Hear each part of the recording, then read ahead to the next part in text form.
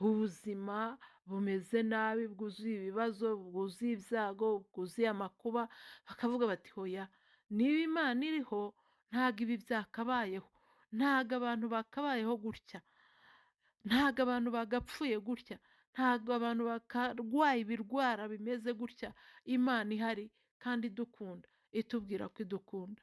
Ariko ibyo ngibyo ntago ari cyo kimenyetso cya nyuma washingiraho wemeza ko Imana itariho, kubera yuko no kuba uriho byonyine icyo ni ikimenyetso gihamya ubumana bw'Imana, icyo ni ikimenyetso gihamya gukomera kw'Imana yuko yakurinze ikaguhagararaho. None se ko uriho nta bandi bapfuye? Icyo rero kikubera igihamya, kikakubera n'igitsikamutima yuko Imana iriho kandi ikora, yamye ikora, uyu munsi